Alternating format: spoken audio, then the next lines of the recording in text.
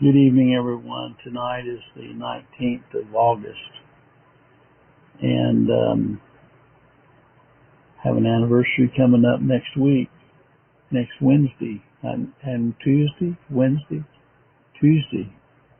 My wife's over there correcting me. 48 years we stayed together, only by the grace of God. Tonight I want to talk about something that I've been thinking a lot about lately, and that is whenever Adam and Eve sinned in the Garden of Eden, Christ told them that they'd have to eat by the sweat of their brow. And there's a lot of people that don't understand what physical work is. I can say that I've had my share of physical work in my time. From even a young man, from the time that I was in 5th grade all the way through high school,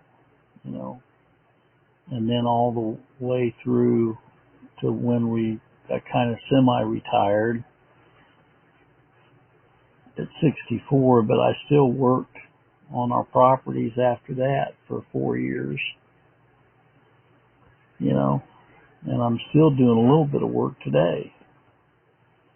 I can't work like I used to. I have a hip issue.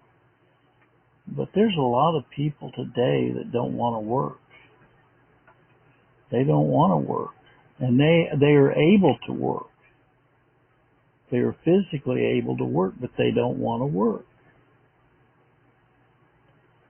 And my dad was a real hard worker. He was a plumber, and I would go out and help him on plumbing jobs. And I can tell you that is very, very hard work. Jesus Christ helped Joseph, his stepfather, if you want to call him that, as a carpenter. He worked with his hands, the creator of the universe. Okay. I did a poem one time talking about Christ worked with the trees that he created by making them into lumber. Christ, can you imagine? Here he is down here. Can you imagine what must have went through his mind? Here I am down here working as a carpenter, and I created all this. I created all of this.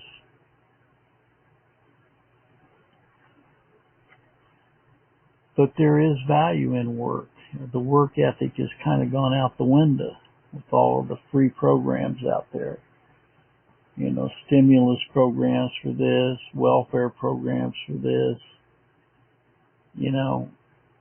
and that's why our society has, I think, gone downhill. One of the reasons is because if you go back to the Old Testament when it talks about Sodom and Gomorrah, one of the biggest things is they were lazy. They were slothful. They wouldn't do anything. They sat around, and it got them in trouble,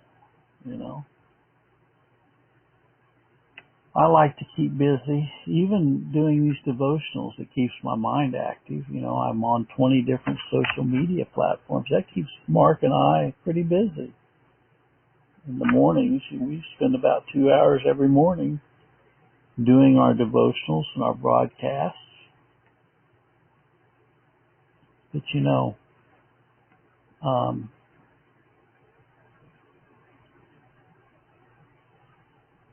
Christ or God told him, he said, thorns and thistles you'll have.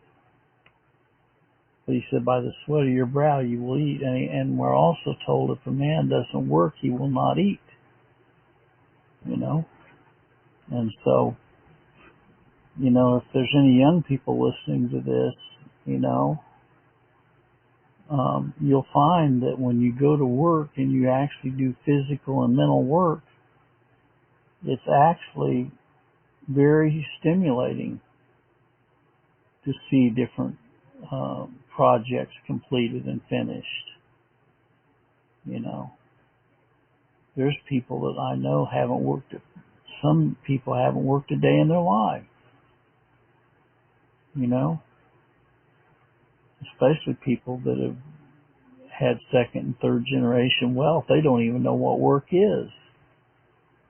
Their work is where they're going to go ski, or what trip they're going to go on, or what cruise they're going to go on, or what country they're going to travel or fly to. You know, you say, well, why are you talking about? Well, I just want to remind people that the creator of the universe was a carpenter. The creator of the universe was a carpenter. You ever thought about that? And he realized very young in his life, 12 years old, that he had other work that he had to do. In fact, that's what he told his mother and Joseph. Know ye not that I must be about my Father's business? And so he walked the dusty trails of the earth. And he healed the sick. He raised the dead. He gave the blind back their sight. He gave the deaf back their hearing.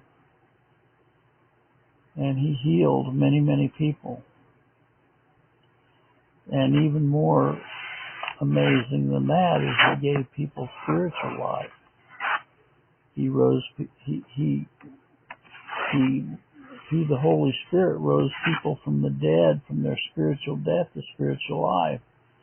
Like he did the lady at Samaria. We even had one guy tell me he didn't think that the lady at Samaria was actually converted, you know. I just don't believe that.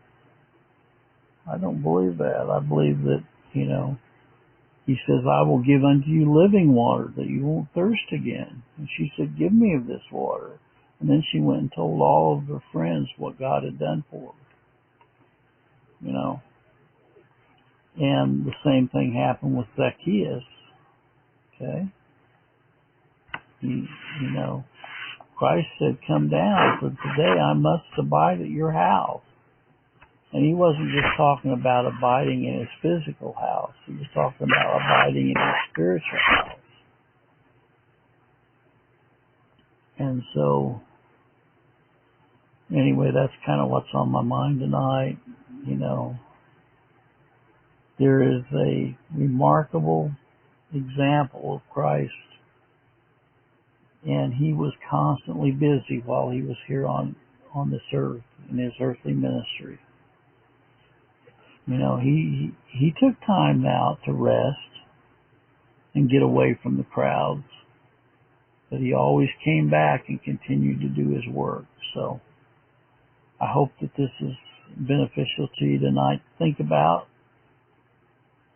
And the next time you're talking to someone, say, hey, have you ever thought about the fact that the creator of the universe was a carpenter?